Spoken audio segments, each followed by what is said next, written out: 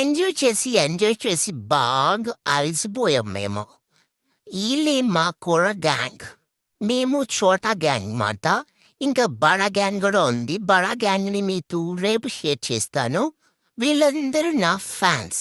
మా దోస్తుగాళ్ళు. రోజు చెప్తున్నారు మా మమ్మీకి.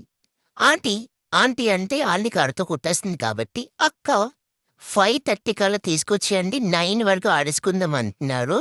కానీ మా అమ్మ తీసుకెళ్ళదు కదా! అందుకని చెప్పేసి కసేద్దాం మా మమ్మీని. అమ్మో!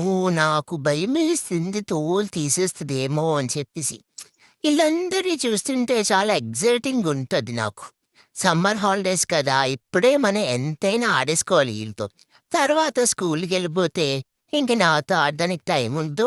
హోమ్ వర్క్స్ ఇది, అది అని చెప్పేసి ఈళ్ళే సతమతం అవుతా ఉంటారు. ఇది బాధ. ఇది కదా సంగతులు. రేపెళ్దాం మళ్ళా.